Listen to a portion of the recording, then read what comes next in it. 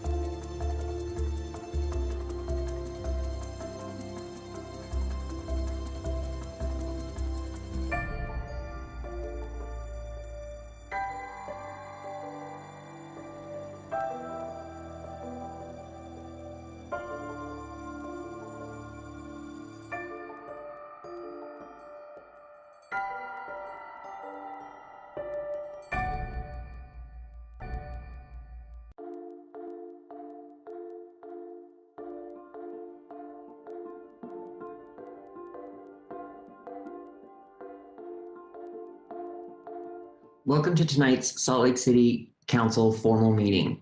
We're continuing to hold our meetings remotely due to declarations of emergency related to the pandemic and earthquake. While we hold our meetings remotely, we're happy to have you joining us online or by phone.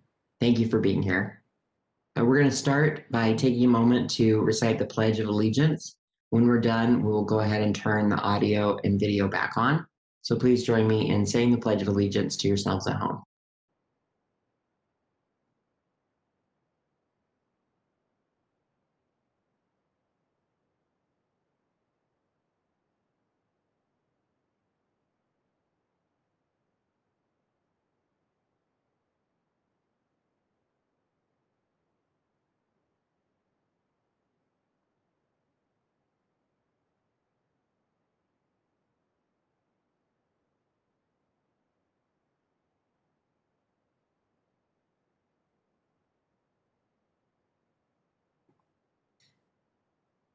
Okay, welcome back.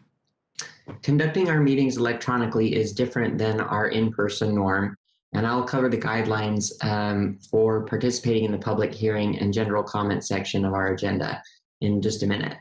So that brings us to, we're now at agenda item A4, which is approval of the formal meeting minutes of Tuesday, October 20th, 2020. I will look for a motion.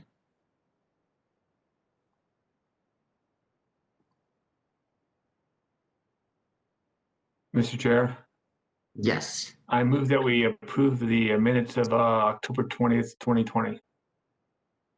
Second. Thank you. I have a motion from Councilmember Dugan and a second from Councilmember Fowler. Is there any discussion of this item?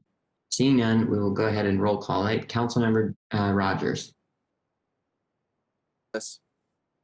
All right. Councilmember Johnson is running just a little bit late. He'll join us momentarily. Councilmember Valdemoros is absent on parental leave. Councilmember Mono. Yes. Dugan. Yes. Fowler. Yes. And I'm a yes as well. That passes with 2 absences. We're now at item A5, which is a joint ceremonial resolution with Mayor Mendenhall in support of creating the Fair Park Public Market in partnership with the state of Utah and Salt Lake County. I'd like to turn the time over now to Councilmember James Rogers to read the resolution.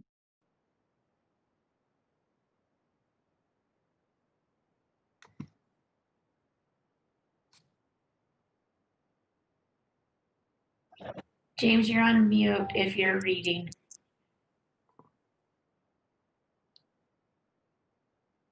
I was not on the mute. I wasn't reading. So great. All right. Thanks, Council Chair. Appreciate this.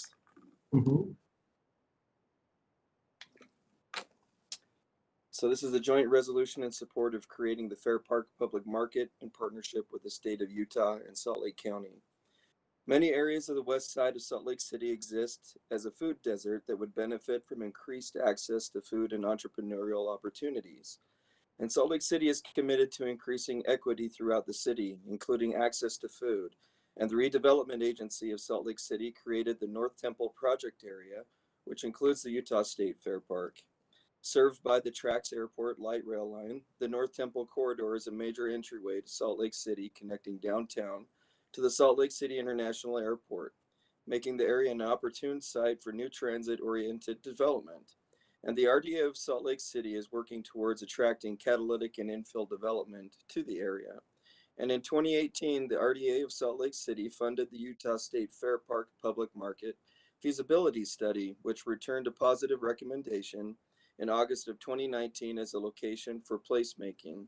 And creation of the Fair Park Public Market would increase access to food, provide local entrepreneurial opportunity, better use of underutilized facility with ongoing activity, encourage development, and help activate the Jordan River Trail and provide a much needed amenity to the new area.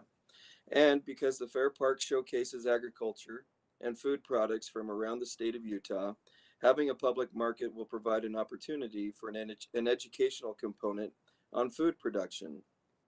And the project has the support of Westside residents, technical advisory committee members, made up of key community leaders, neighborhood representatives, and food specialists, elected officials, the Fair Park Board and staff, and the general public. Now therefore be it resolved that the Salt Lake City Council and the Mayor of Salt Lake City acknowledge the need to recognize the Fair Park Public Market as a priority.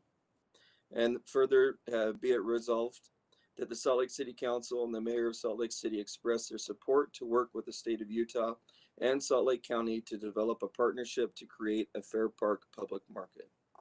Thank you, Mr. Chair. Thank you, Councilmember Rogers.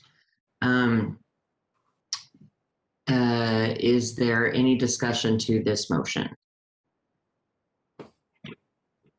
Or excuse me, to this resolution? If not, then I'll look for a motion.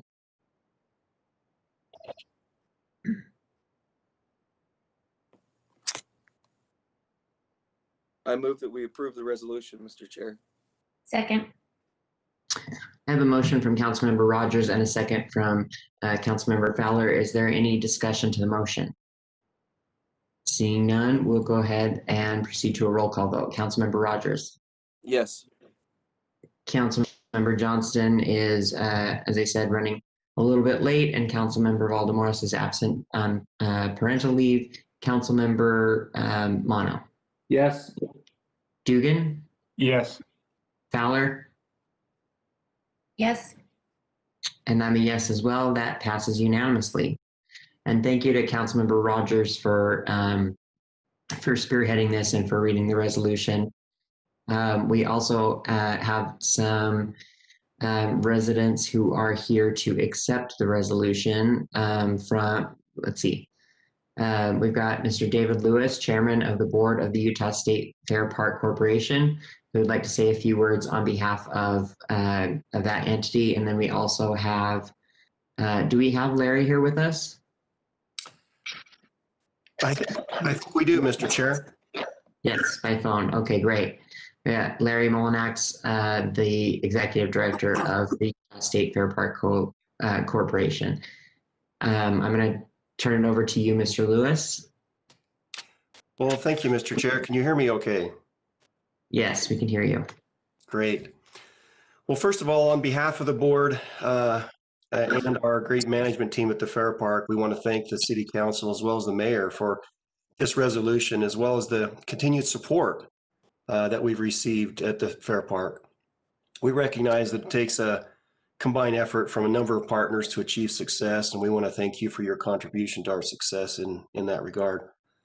You know, the Fair Park started out as a place that really helped our community, mainly in an agricultural role. And later, you know, we've included lots of things, arts, music, cultural aspects, and even most recently a skate park. So for those of you who'd like to strap on grab your skateboard and put on a helmet and some pads, you're welcome anytime at the skate park. Larry will show you the ropes. But even now, over 160 years later, our mission is really much the same. We're trying to provide a safe place for our community to gather and, in this case, enjoy great food and social interaction. So we really believe the public market is going to promote this cause and create great opportunities in our community, not just for great food, but entrepreneurial opportunities and a great cultural exchange. So with the support of the Salt Lake City Council and the Mayor and our great management team at the Fair Park, we expect to open this public market in the coming months, May of 2021.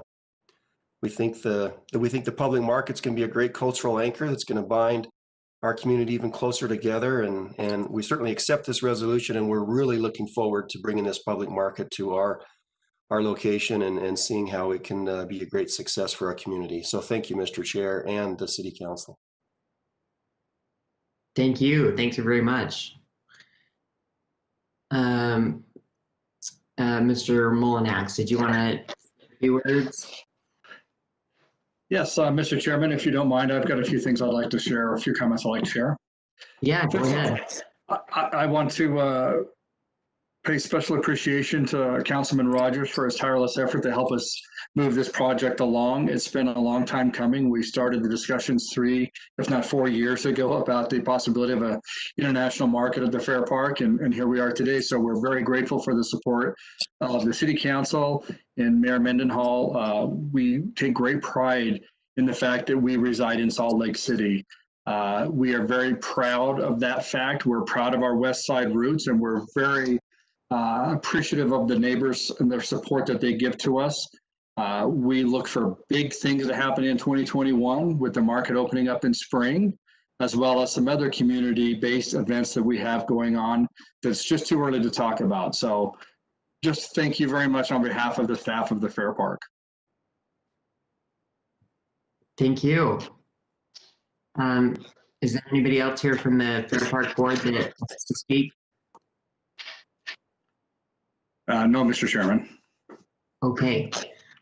Thank you very much. We appreciate you both being here virtually to accept this resolution, and we look forward to working with you. Thank you. Yes, thank you very much. Yes. Okay. We are at section B of our agenda, which is the public hearing section. We are accepting public comments through both WebEx, and for those of you whose only option is to call in, staff will be monitoring a separate telephone line to include any callers and patch them into the meeting. Over the last month, we've had to continue to refine how we're handling our hearings and public comments. So I will go over that process again tonight with some of the new adjustments we've made. First of all, the City Council has always had rules of decorum that are narrowly tailored to advance the legitimate government objectives of having an orderly, efficient meeting that moves through the agenda and gives everyone the opportunity to voice their opinions. We had these rules of decorum when we were meeting in person, and it's important to continue that engagement and continue to provide an orderly, non-disruptive, efficient, and safe opportunity for all people to comment, even when we're meeting virtually. Second, we're taking comments in the order of each scheduled public hearing. General comments will take place after the scheduled hearing items. In person, we had the added benefit of being able to see each of the commenters, which helped us get to know our constituents and engage with them meaningfully. As we continue to meet electronically, we still want to provide a space for people to feel comfortable and safe to participate. Our rules of decorum extend from the moment that you arrive into our virtual meeting until the time that you leave. To help facilitate your comment period, please be respectful and avoid yelling or making racial slurs, obscene or defamatory remarks. The Council respects all points of view, and we welcome new insights. However, using foul language and personal attacks make the public comment forum uncivil and intimidating for others.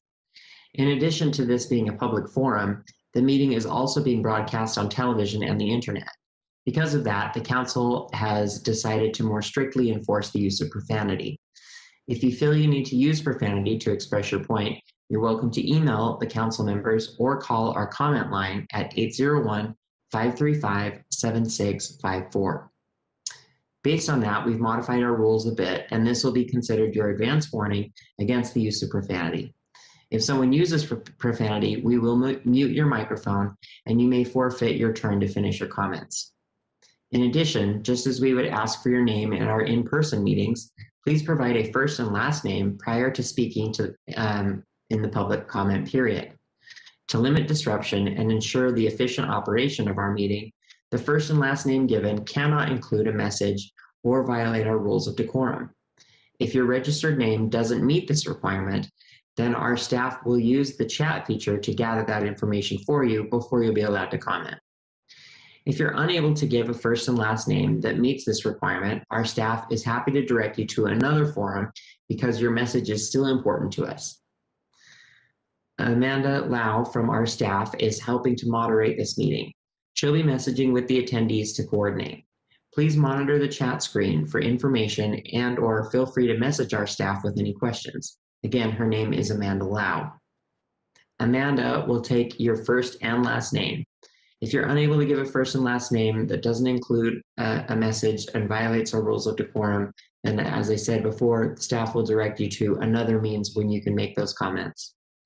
Robert Newsman will be calling the names of those who wish to comment and unmuting the lines. Once we open the public comment, Robert will announce 3 names at a time so that people have some notice and are prepared to speak. If you do not wish to speak, please message our staff to let them know, or when the host unmutes your name, just state that you're here to listen. When it is your turn to speak, the meeting host will unmute your line. Please state your name and the 2-minute timer will begin. At the 2-minute mark, the host will announce time and your microphone will be muted. Of course, if you're unable to complete your full comment within the available time, please feel free to mail the Salt Lake City Council at P.O. Box 145-476, Salt Lake City, Utah 84114-5476. Or you can email us at council.comments@slcgov.com or call our phone line 801-535-7654. We have 4 public hearings and a long list of people who wish to comment. Let's begin with our scheduled public hearing for item B1, which is regarding an ordinance that would close a portion of 800 North Street adjacent to I-15 and Warm Springs Road. Before we begin taking comments, I will turn the time over to Brian Fulmer from council staff to give a short introduction. Go ahead, Brian. Thank you, Mr. Chair. This is a proposal to close a portion of the 800 North right-of-way near Warm Springs Road, which is about 700 west. It was the ramp to a former I-15 overpass on the east side of the freeway, which was removed during freeway reconstruction back in the mid-2000s. And the subject property is slightly larger than 1 acre. The applicant's company owns adjacent property to the north and proposes dividing the vacated property with a property owner to the south of the subject property if the council votes to vacate the right-of-way. The adjacent property owner to the south agrees with this proposal. If vacated by the council, the property would be sold at market value. Okay, thank you for that, Brian. We'll go ahead and open the public comment. And anyone wish to speak to this item?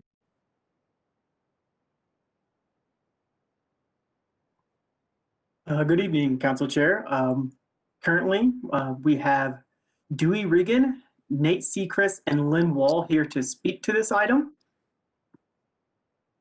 Dewey Regan, you are unmuted now. Dewey?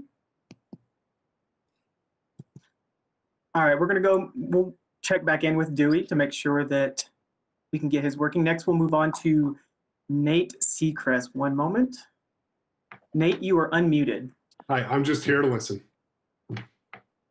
Thank you, Nate. Following Nate Seacrest, we have Lynn Wall.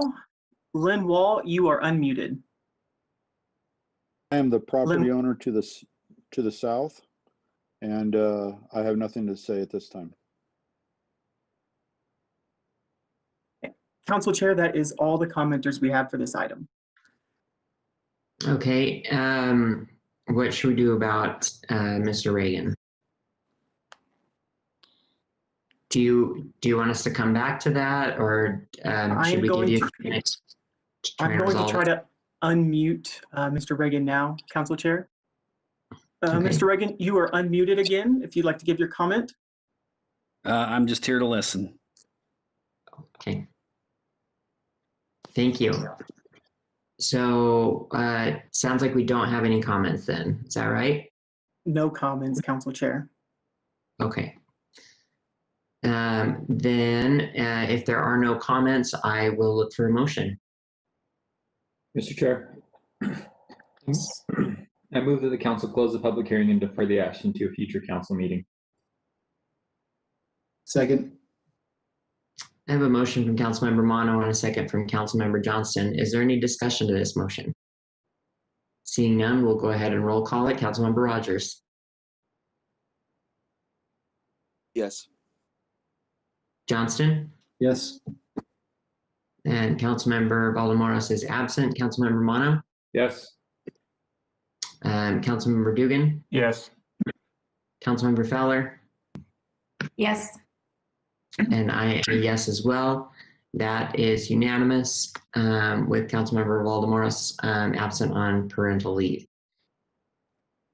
Okay, that brings us to item B2, which is a resolution that would adopt the Department of Public Utilities 2020 City Water Conservation Plan.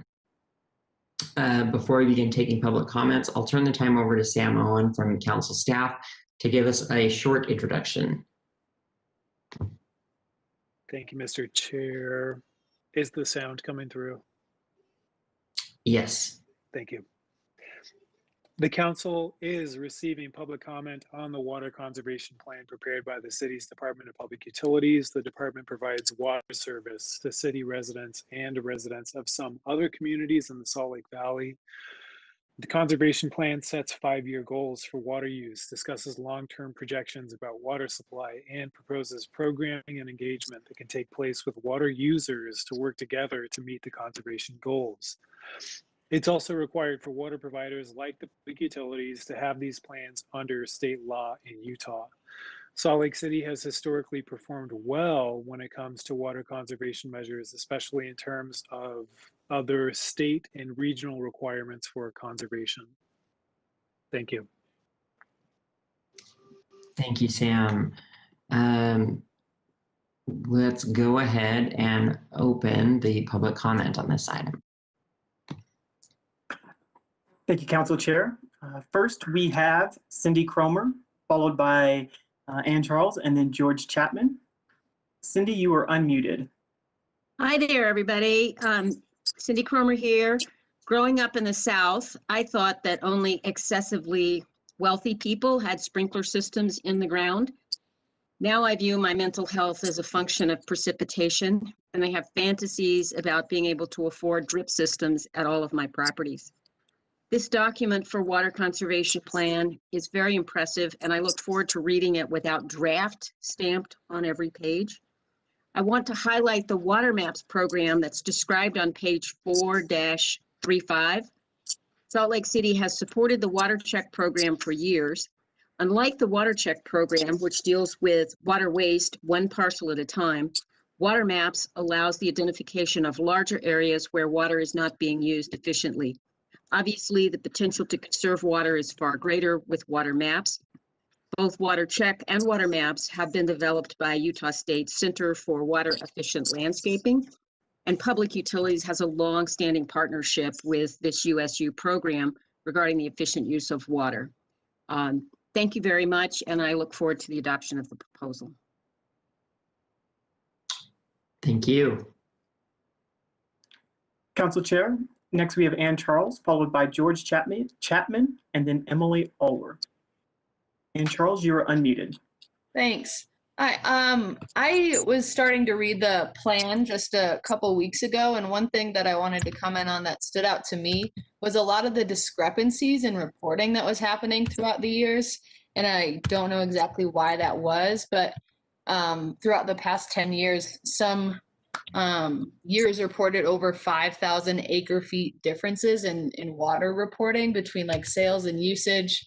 And I just kind of wanted to know more of like why that's happening and what we can do to make sure we're accurately reporting what kind of water usage we're having, because we do have a pretty high water usage. I know we're in a desert and there are a lot of golf courses around. There's a lot of lawns. Over half of our water usage goes to landscaping. And I think that is something we really need to take a look at on like a massive scale in our city, like how we can better utilize native plants and how we can better utilize low water plants in public areas. It just doesn't make sense to be planting things that don't make sense in a desert. It's really wasteful, and there's beautiful plants that we could have in this area if we just looked around. So that's the bulk of my comment. Thank you. Thank you. And can we provide an email so that that Ann can get the information she was asking for from Public Utilities? Great, thanks. Council Chair, next we have George Chapman, followed by Emily Allworth. George, you are unmuted. Okay, I hate to say this, but can you hear me now? Yes. Okay, water conservation. You already know basically what I have a problem with. The biggest problem with the water conservation plan is you still effectively force zoning enforcement to be sicked on people that are trying to lower their water efforts. And Stephanie Dewar shouldn't be tasked with, and she's been a hero to many people, to try and to stop the zoning enforcement that doesn't make sense. I realize that some people want to have a third of the yard green, but it actually doesn't make sense. I walk the neighborhoods. There are a lot of houses that have basically rocks, decorative rocks and various other things, and they don't meet the requirement, but then all of a sudden the neighbors get upset and sick zoning enforcement on them. So water conservation plan needs a lot more flexibility if you really care about water conservation. And also I'm concerned that you're sending zoning enforcement out when it's a waste of sustainable fuels. I mean, why waste fuel on that? Okay, also the park strip issues really should go into more detail, because we shouldn't be expecting people to spend time and watering a 2-foot wide park strip where the city just planted a tree. We just killed 75 trees because we weren't thinking about that. So there's a problem there in the water conservation plan that should be addressed. Park strips can't support trees. The citizens don't think it needs to be watered. So those are my comments on water conservation plan. Thanks for listening. Thank you. Council Chair, next we have Emily Allworth. Emily, you're unmuted. Hi there. I'm actually a professional horticulturalist who works in a water conservation garden, and I wanted to say thank you for bringing up these issues. I think I've previously worked in Denver and seen a lot of positive response to rebates and cost sharing initiatives. I think that's a really great thing to bring up and encourage people to try and get involved in a way that isn't a huge financial burden. I also think that the demonstration gardens and SLC Garden Wise is a really great thing that we should be putting more effort and money into. I was a little bit disappointed to find that I had never even seen this website before. I don't think it's promoted enough, and I think that it's pretty outdated.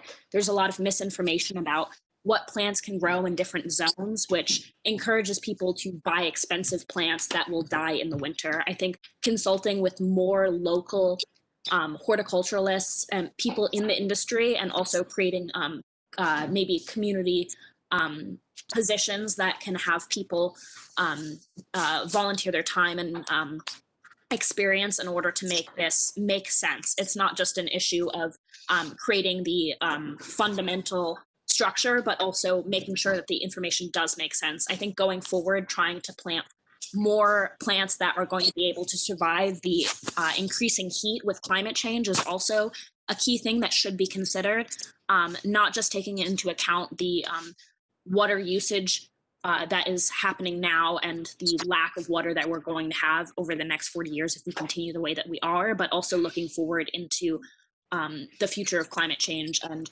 what it's going to mean in terms of water usage, and planning ahead and having trees that aren't going to die in 10 years because of the increased water capacity needs. Yeah, so I think trying to get more people involved and making it easier to by using rebates and more accessible websites. My last thing is please, I know it's nice to stick to a theme, but create colors that make sense. So yeah. I'm sorry, that is your time. If you want to email the rest of your comments to us, we'd be happy to receive them. Next commenter.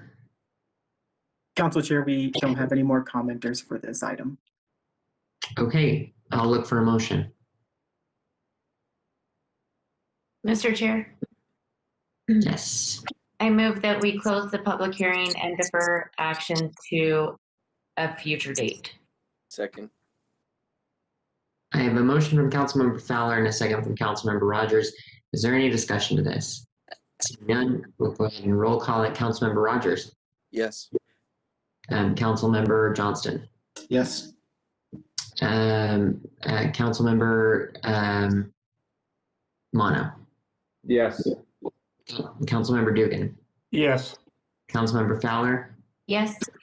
And I'm a yes as well. That is unanimous with one absence. we'll move on to item B3, which is an ordinance that would regulate the use of electric scooters and other dockless shared mobility devices in Salt Lake City. Before we begin our public comments, I'll turn the time over again to Sam Owen, Council Staff Policy Analyst, to give us a short introduction.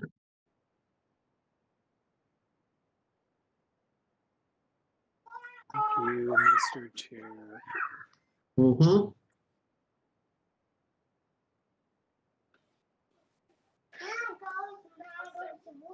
My kid is probably going to contribute somewhat to the summary, but I don't think that it should detract at all from the quality of the information. The council is receiving public comment on a proposal that would give the city a way to charge fees to dockless shared mobility device companies that operate in the city. These include companies like those that operate electric scooters that people rent and ride using a smartphone. So the devices that you see distributed in many places throughout the city, like downtown.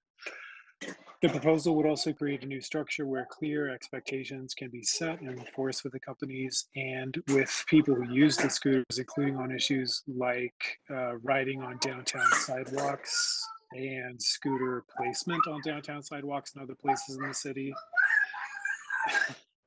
The proposal also allows the city to enter contracts with a limited number of companies in order to obtain a higher level of service for city residents, both those who use the devices and those who do not. So based on what's in the ordinance, if the city wanted to, the number of operators that provide these devices in the city could be limited to a certain quantity. And that is everything that we have on that, Mr. Chair. Thank you. Thank you, Sam. Robert, if you'll go ahead and open up the public comments for this. Certainly, Council Chair. The first commenter we have today is Otto Milicipic, and then Mackenzie Viayu, and then Alex April. Otto, you are unmuted. Yeah, thank you. Good evening, Honorable Council and Mayor. Thank you so much for your leadership during this difficult time in our city. I'd like to take a moment on and speak on item B3, the dockless shared mobility. Again, my name is Otto Milicevic, and I'm the operations manager for SPIN, one of the shared mobility device companies here in Salt Lake. As an immigrant, father, and now local resident for over 22 years of Salt Lake City, this is my home, and I'm committed to making sure that SPIN scooter operations help fill transportation gaps and meet my community's needs. SPIN is committed to providing good, quality jobs without making employees settle for independent contractor status. All of our employees in Salt Lake City are just that, in-house W-2 employees with living wages. My team and I are dedicated to ensure that our scooters are properly parked and not ridden on the sidewalk. Last year, after the city launched the Walk Your Wheels campaign, my team and I took a multi-pronged approach to ensure users were parking properly and not riding on the sidewalks.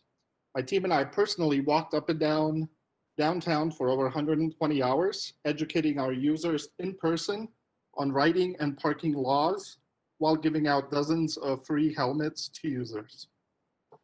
Most recently, we have added stickers to all of our SPIN scooters in big viewable fonts that have a text line for local residents to text and report an improperly parked scooter. If someone texts the local phone number listed, it goes to one of our local in-house W-2 employees, and we are able to immediately deploy to ensure that the scooter is moved or rebalanced. SPIN added this text line to make the process of reporting scooters easier and more accessible, with the ultimate goal that this proactive initiative takes the burden and time off the city. We support the current dockless shared mobility ordinance and look forward to our continued collaboration with the Salt Lake City community. Time. Scooters are helping. Thank you, Otto. If you have additional comments, you can email those to us, but thank you. Next. Council Chair, next we have Mackenzie Viayu, followed by Alex April, and then Mike Christensen. Mackenzie, you are unmuted. Good evening. My name is Mackenzie Vio, and I'm speaking on behalf of Lime. I want to thank the Salt Lake City Council and Mayor Mendenhall for allowing me to speak today. Lime is proud to bring our operational expertise to the Salt Lake City community and is excited to collaboratively build upon the public-private partnership we have formed. Lime remains committed to listening to stakeholders' input and improving our operations in Salt Lake, in particular when it comes to safety and parking concerns. Lime continues to prioritize safety via our first ride trainings, helmet giveaways, and a newly launched safety quiz. We look forward to working with the city to identify and implement best practices. Lime is encouraged to see the ordinance moving forward, and we sincerely appreciate all of staff's work.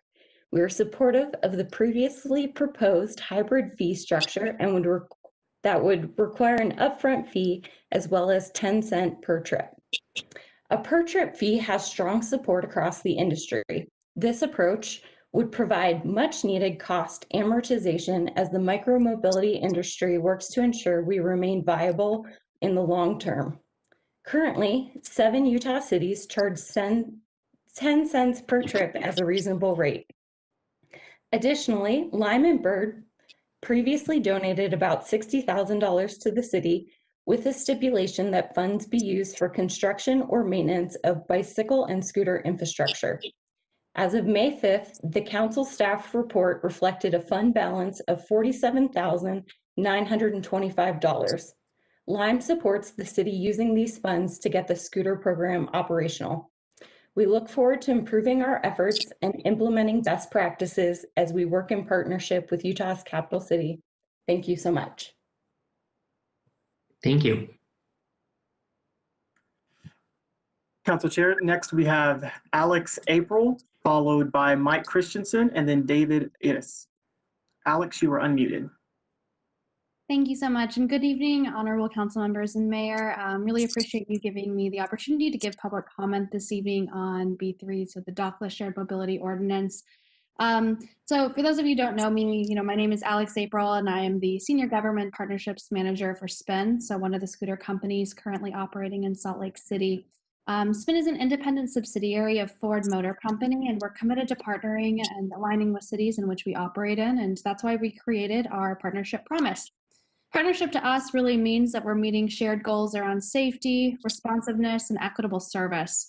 So over the past year and a half or so, our team has been in regular communication with city staff and local organizations to ensure that we are meeting the city's transportation needs, even during the COVID-19 pandemic.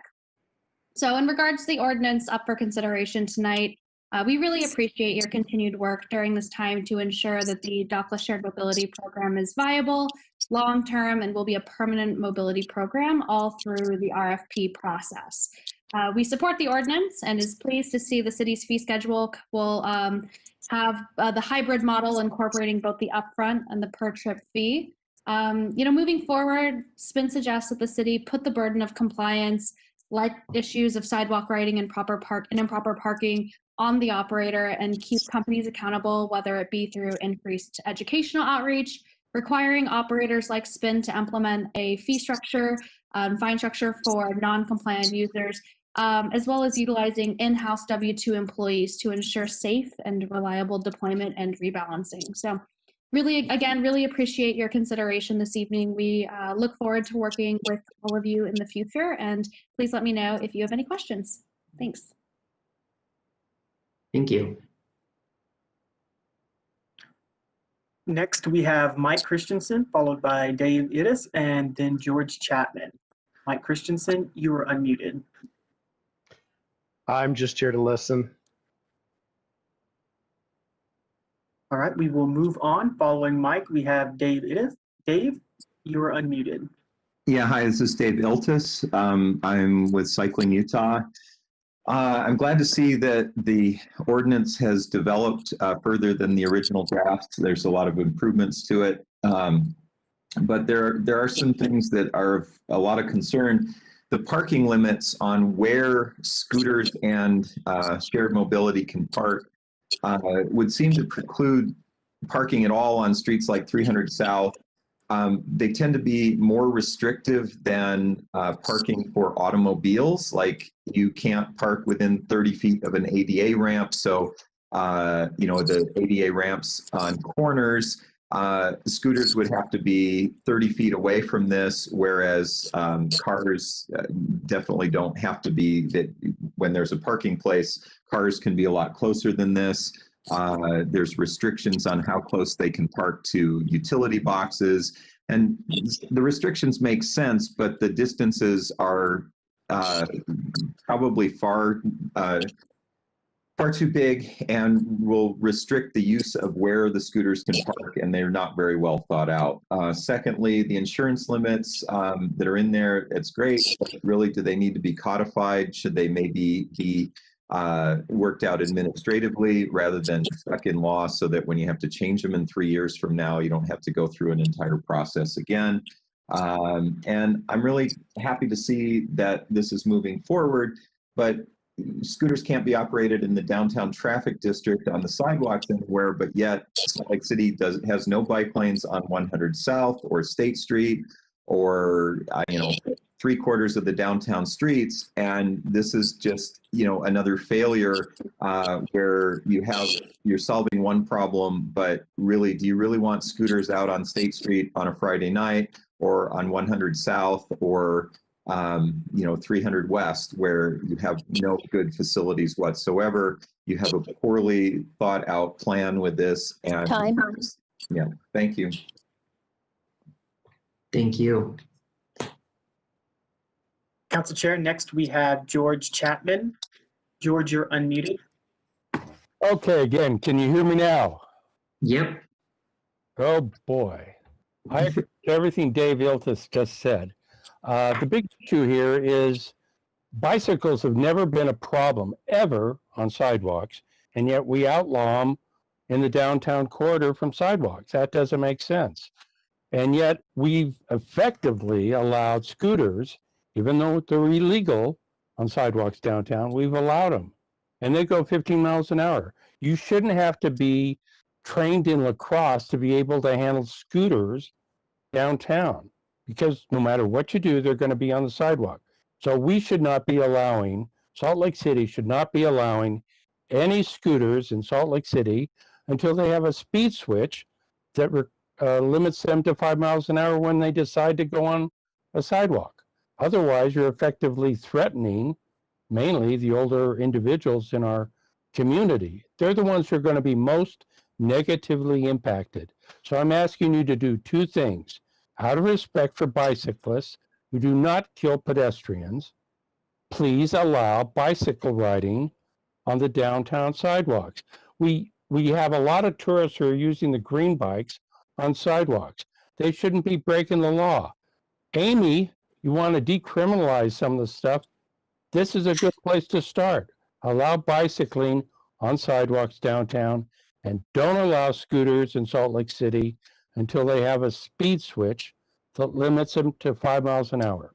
Those are my comments, and thank you, Dave Iltis.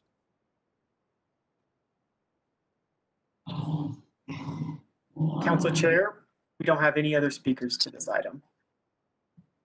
Okay. Then do I have a motion? Mr. Chair, I move to close the public hearing and defer action to a future council meeting. Second.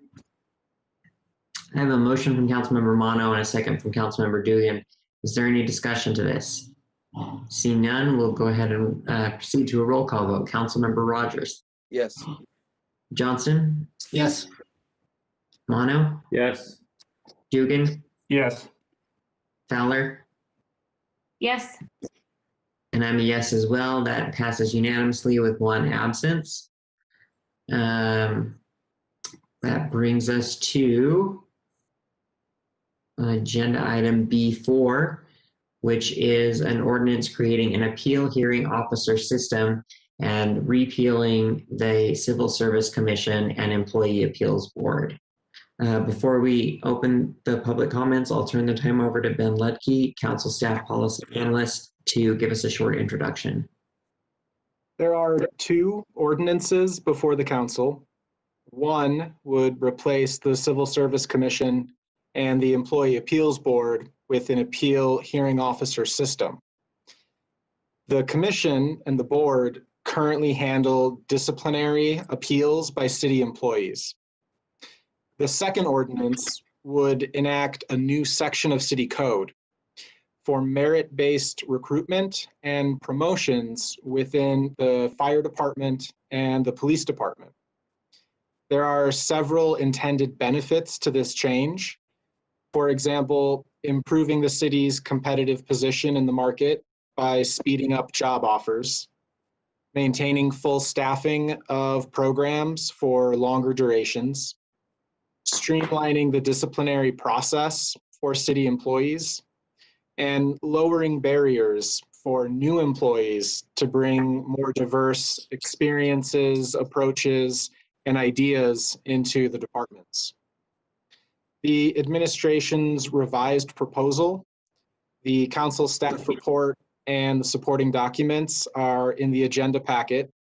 The briefing was held on November 17th.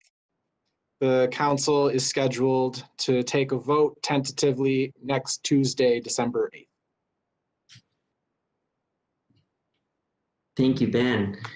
We will go ahead and open up the public comments. Robert?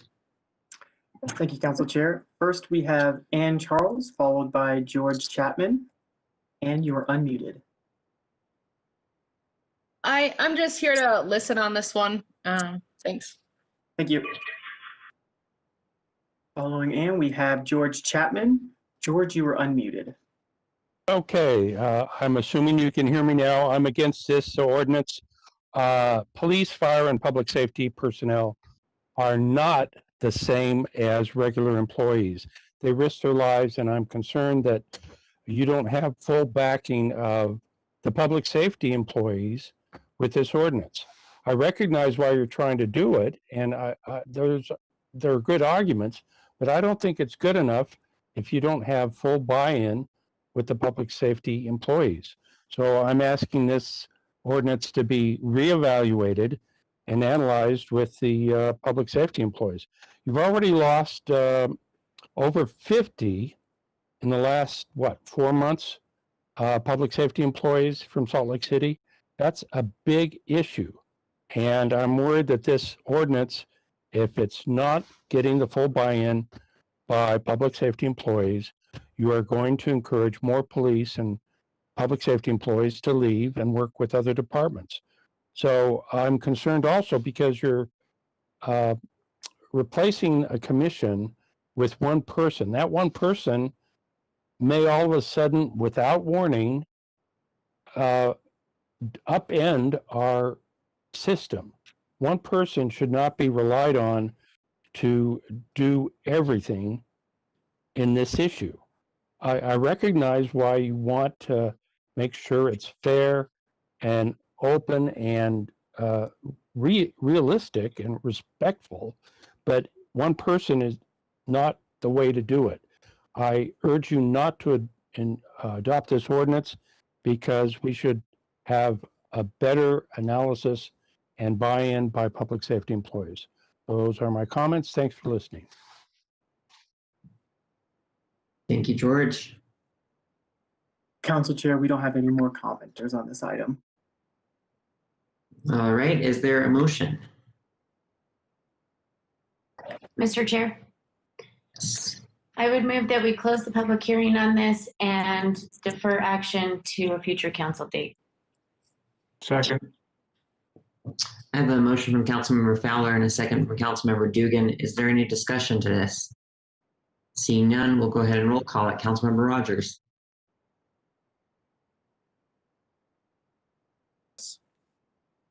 Councilmember Johnston. Yes. And Councilmember Mono. Yes. Dugan. Yes. Fowler. Yes. And I'm a yes as well with one absence. That passes unanimously. Let's see. We are now at section Section C of our agenda, which is potential action items. We have none scheduled for tonight. Section D is our public comment section. First, we'll start with questions from the City Council to the Mayor. Mayor Mendenhall, thank you for being here. Are there any questions for the Mayor? Okay, thank you, everyone. We'll go to Section D2, which is comments to the City Council.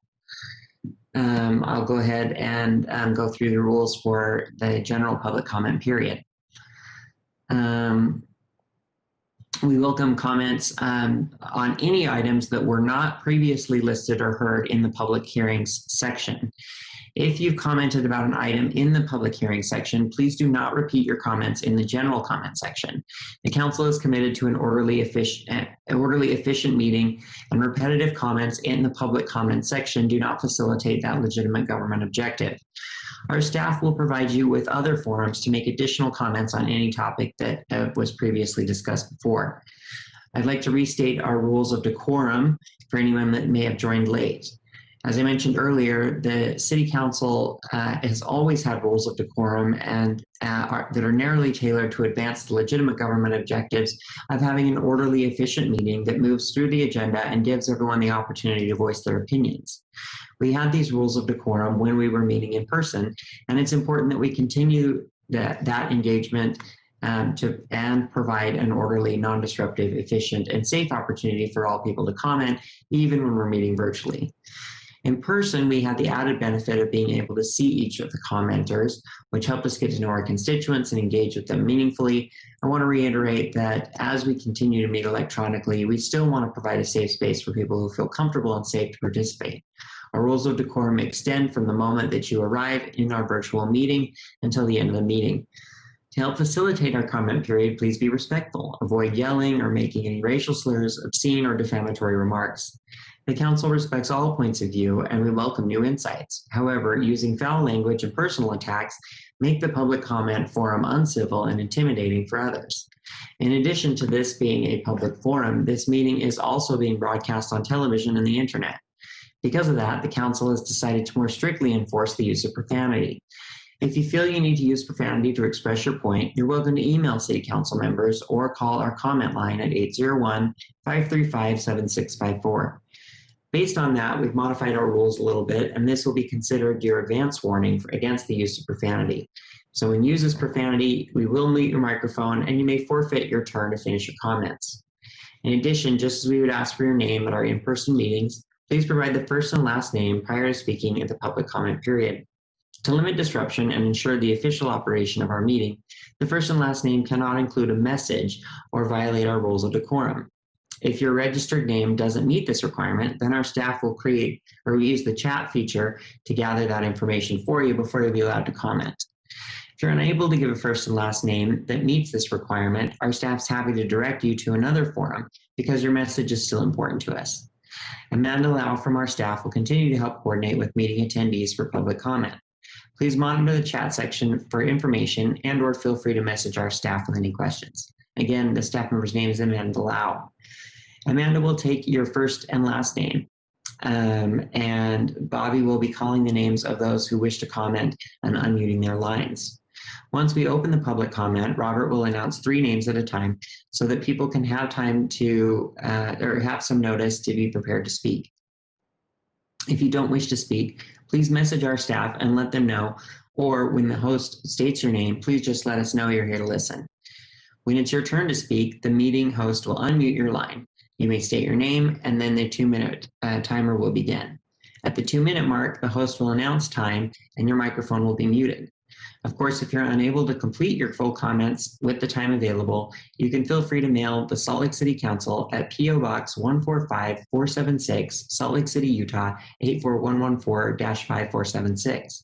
Or you can email us at council.comments@slcgov.com or contact us by phone at 801-535-7654. Robert, would you go ahead and announce the first 3 individuals who are here to speak? Thank you, Council Chair. First, we have Arthur Sandak, followed by Yvette Melby, and then Ann Charles. Arthur, you are unmuted. Oh, I'm sorry. I didn't realize I was scheduled. I haven't had a chance to review that, although it is my specialty, I should maybe look forward in the future and see what comments I can make that would be helpful. Okay. Pass. Okay, thank you.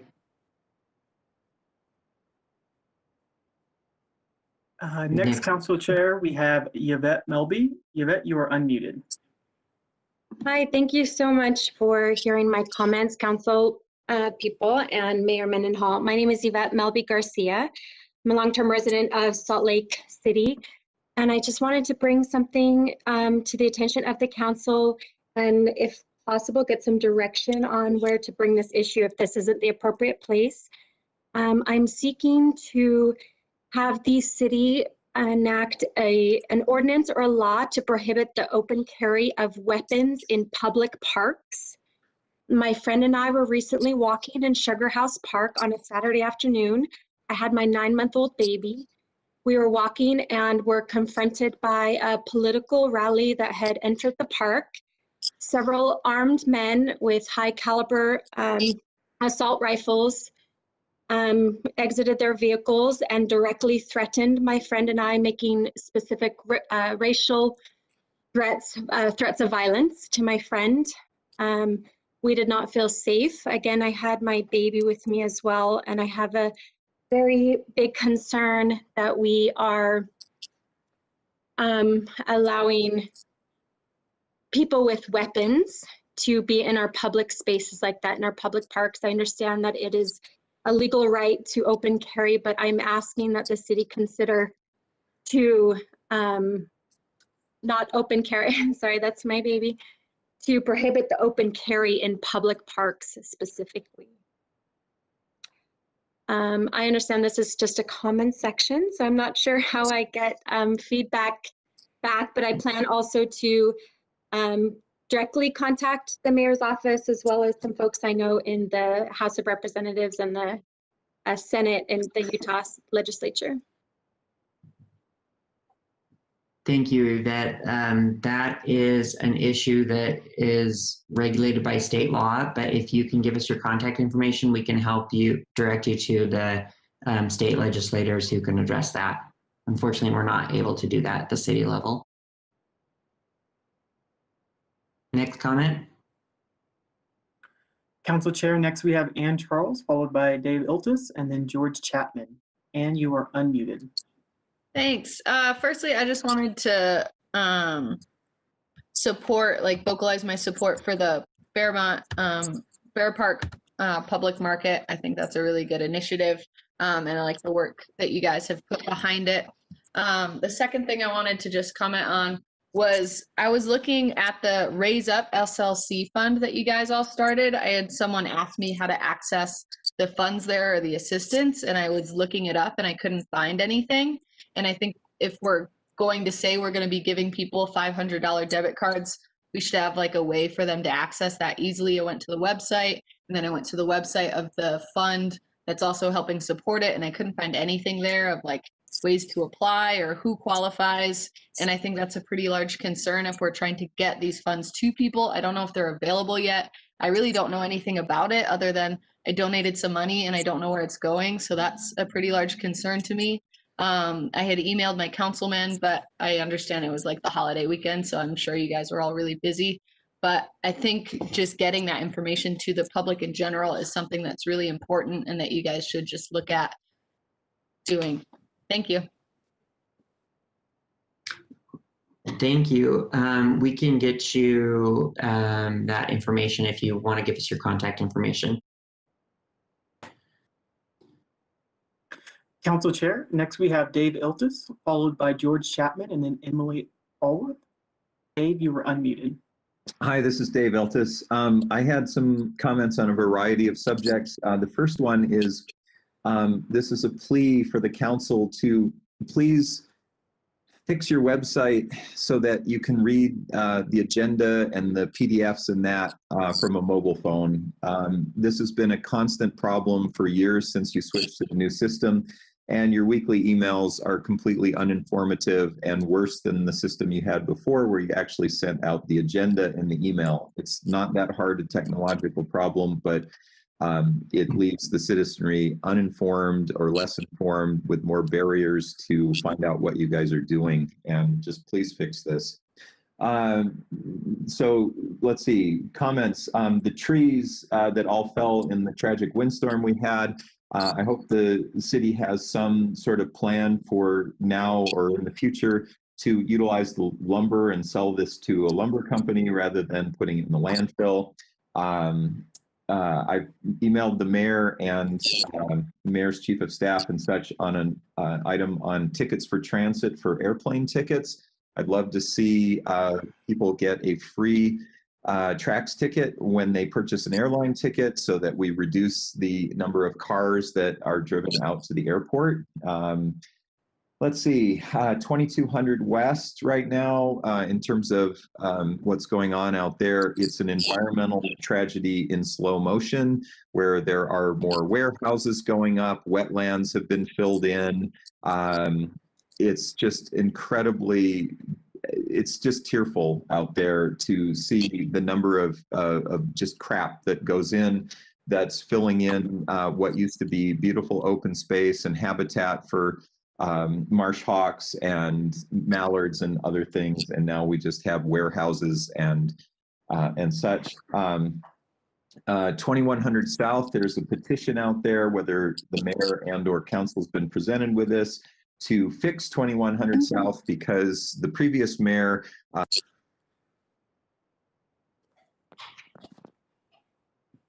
Hello? Dave, we lost you if you can hear this. Yeah, I can hear it. Can you hear me? Yes, sorry, you just dropped off at the previous meeting. The time has concluded, Mr. Chair. Oh, I'm sorry. Okay, sorry, that was the reason. Thanks, Dave. If you want to email us the rest of your comments. Next commenter. Council Chair, next we have George Chapman, followed by Emily Allworth. George, you're unmuted. Excuse me. Sorry, before we go to George, Bobby or Amanda, is Yvette still on the line? Yes, Council Chair. Okay. Just based on some of the information that was given, the mayor suggested that Yvette might want to reach out to the police and report that as like a potential hate crime, or you can also report it as a concerning like hate rhetoric that can be passed on to the FBI. So thank you, Mayor, for giving that information so that we could get it to Yvette. Thank you. Sorry, Bobby, go ahead. Right, I can do that. Next we have George Chapman. George, you're unmuted now. Oh, boy. Okay, you have an animal services contract with the county, but the county stopped giving free senior licenses. Salt Lake City should step up and work something out with the county to re-implement senior licenses for pets. Companion animals are important for a lot of seniors, and we shouldn't be encouraging them to get rid of them. That's wrong. Also, we need more lighting at the resource centers, and Chief Brown mentioned that the mobile cop cam they had at St. Mark's was very effective. So why can't we have a mobile cop cam in just more than a couple in the city? The resource centers need them. A lot of other crime areas need them. 9 South, 13 South, and we also need more than 10 cops. We talked about this before. And finally, let's talk about who do I have to talk to see about reducing pollution, which probably is around 50% of our vehicle pollution. How do we reduce pollution from diesel trucks idling? We have a new idling ordinance allowed, but we haven't done anything about it. And if you really care about the inland port polluting because of all the diesel trucks, why aren't we pushing an anti-idling ordinance for diesels. They put out 24% of CO2 pollution, but it's around 50% of pollution that actually is immediately harmful, the particulate matter in particular. So, and 20% of light and medium duty diesels fail emission standards, and 1/3 of those are illegally modified. So why isn't this city actually working on a very easy way to reduce pollution by stopping diesels? Thank you, George. Next commenter. Council Chair, next we have Emily Allworth. Emily, you are unmuted. Hi there. I also would like to bring up the topic of accessibility. It's been brought up a lot before, issues with the website, issues with just information that isn't as readily available. I see that there have been great strides made in like certain topics of interest, having specific pages for them that are accessible, like some of the homeless encampment pages and issues around different zoning that people are taking interest to, but I think that there needs to be more. This isn't a personal request, which I think these are sometimes interpreted as. I do not personally want information. I want this information to be accessible to everyone. I want all citizens of Salt Lake to be able to use this website and to be able to access this information. This is not an issue of me not understanding how to use the website. This is not an issue of me wanting information sent specifically to my email. This is an issue of why information is not accessible to begin with.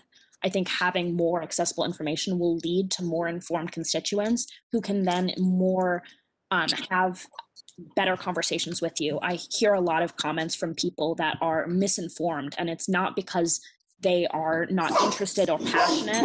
It's because they are not getting the information from the website. They're getting misinformation because they don't fully understand what is going on. And I think being able to get that information through the website is the easiest way of making it accessible to people. So I would like to request that more effort be put into that, especially during COVID times when people are using websites more and trying to get involved in these ways. Thank you. Mr. Chair, point of Yes. privilege. Go ahead. I know that we've had 2 callers now ask about the website accessibility, and I mean, I've looked through the website multiple times, and we can always do better, but I'm intrigued by figuring out sort of details that might be helpful to understand where they're coming from on specific things to help us. So if we could get their names maybe off, we know who they are actually, but maybe follow up offline a little bit and see what we can figure out. Yes, I think we can do that. Staff is messaging. Sorry, Mr. Chair. Just staff is messaging in the background actually, and we'll be following up with them. There are some sort of interesting like cybersecurity challenges that we're dealing with, and so it's as like anything we deal with in our lives, it's not as simple. But our staff definitely wants to understand if there's specific observations or suggestions they have, and so they'll be following up. Thank you. Yeah, I'm just nothing sticking out obviously on a phone sort of access of it to me. That's why I'm just trying to figure out if I can get more information to be helpful. Thank you. Okay, great. Thank you. Thanks, Councilmember Johnson. Next commenter. Council Chair, next we have Lisa Hazel. Lisa, you're unmuted. Hi, can you hear me? Yes, go ahead. Okay. Hi, I'm really upset about the streetlights in Salt Lake City. I feel like they're getting worse. And I think that some areas that I've noticed are pretty bad are 9th East. It seems like there are more streetlights. I know there's another streetlight that was just, well, it's not recent now. It's probably been about 10 months, but there was a new streetlight put in on in between South Temple and First South on the west side of the street, closer to South Temple. It's new and the light is extremely bright. I'm not happy with public utilities. It seems like public utilities doesn't, whenever they're like, I sent an email to public utilities supporting low color temperature bulbs, and basically it just seemed like they just keep putting in really, really bright ones, and maybe they're putting in slightly lower color temperature bulbs, but it's really doesn't seem like it.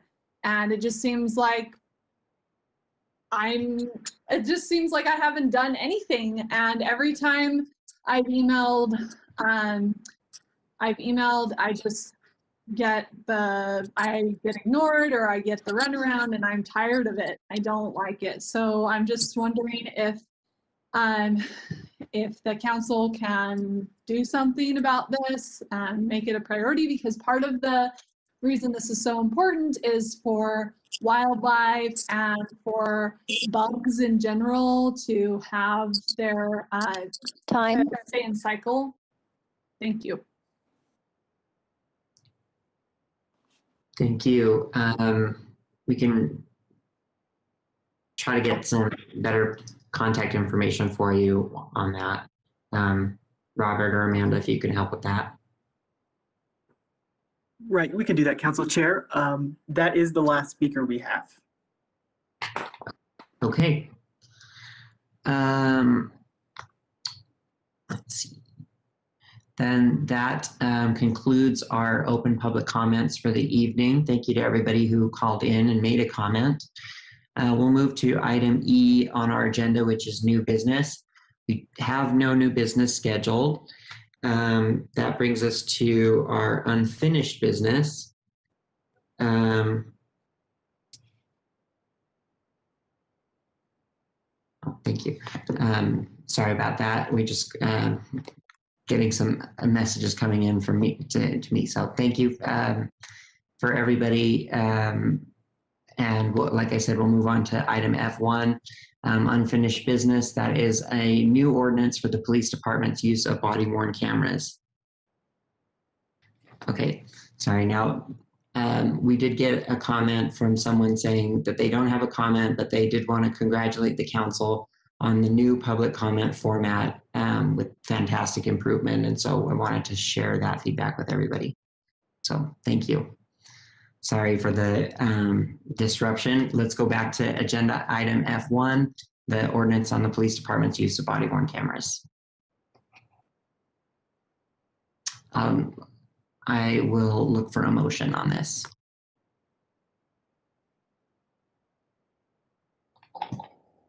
Mr. Chair.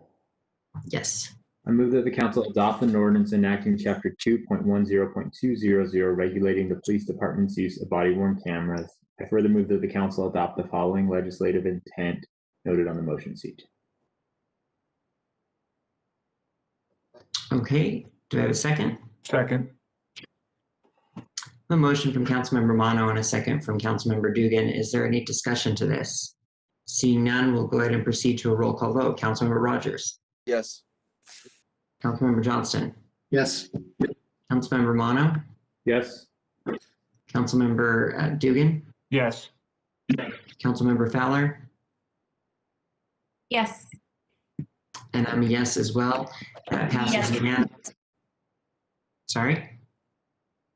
Sorry, my computer was having trouble, so I didn't know if you heard my yes, and then it got all weird. Sorry, Mr. Chair.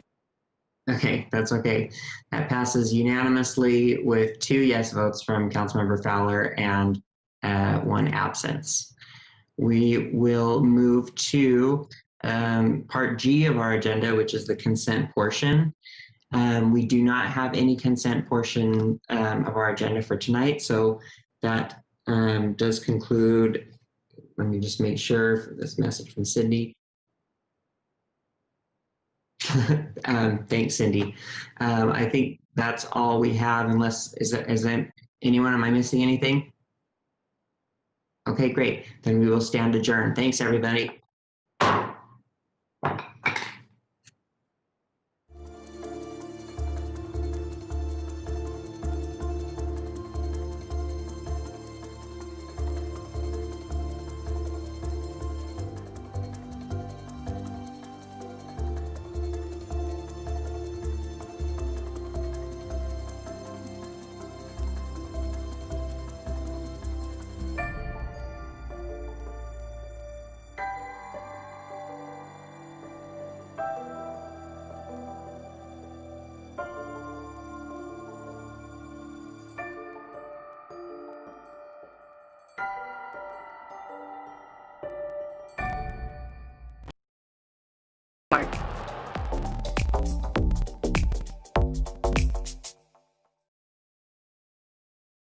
My name's Gary Edwards. I'm the Executive Director of the Salt Lake County Health Department.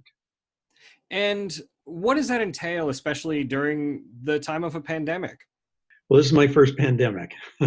As this has unfolded, this is much more than just a health department response. I am currently working out of the county's emergency management building instead of the health department administrative building, because we are very close